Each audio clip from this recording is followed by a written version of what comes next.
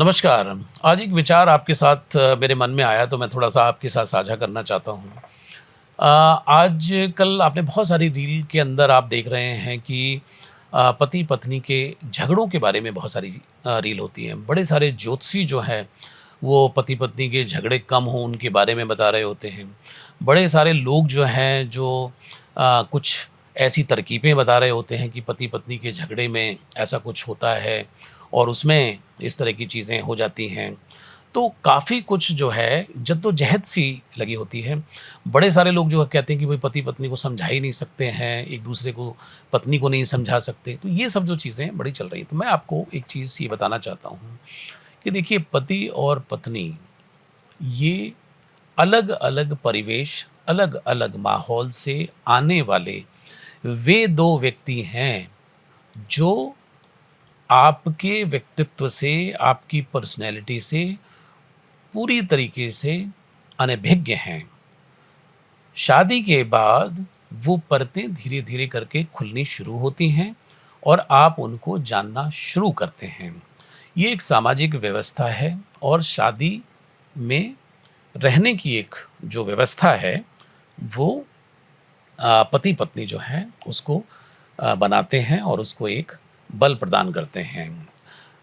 अब इसमें झगड़े ना हों, ये कोई भी जो ज्योतिषी जो आपको बोल रहा है या कोई भी ज्ञानी पुरुष जो बता रहा है या कोई भी तरकीबें दे रहा है, तो उससे कुछ होने जाने वाला नहीं है।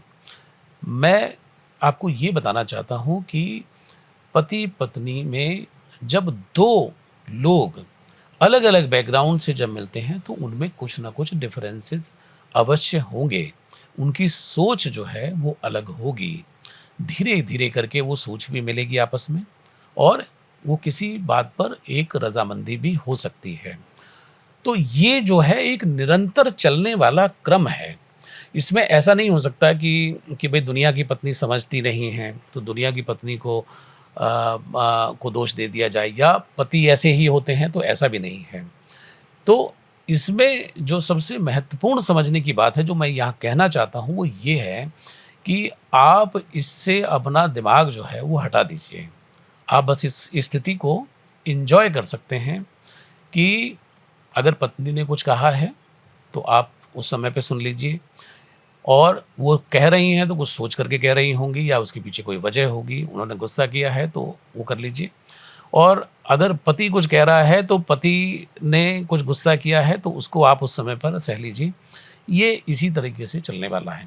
इसके अंदर कोई चमत्कार नहीं होने वाला, इसके अंदर कोई प्लेटोनिक लव नहीं है, इसके अंदर प्लीज़ भगवान के नाम पर कोई दैवी शक्ति या दैवी प्रेम की कोई बात ना सोचने की कोशिश करें। इसके अंदर कोई अमरत्व की कोई कहानी नहीं है।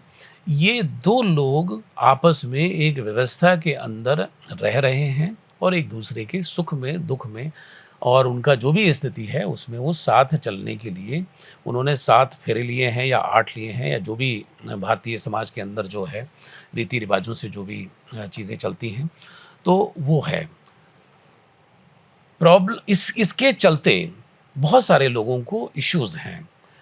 किसी को ईगो का इश्यू है, किसी को जिद है, किसी को कोई बहुत एडमेंट है, कोई अपने विचारों से बहुत एडमेंट है।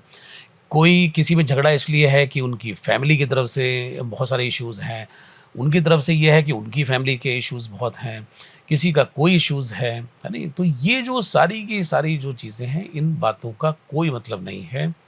तो लोग क्या करते हैं कि इनको लेकर के इन सब बातों पे उलझते रहते हैं और उसके बाद सेपरेट हो जाते हैं, तलाक ले लेते हैं और गर्मजोशी में कोई फ़ैसला इस तरीके का ले लेते हैं।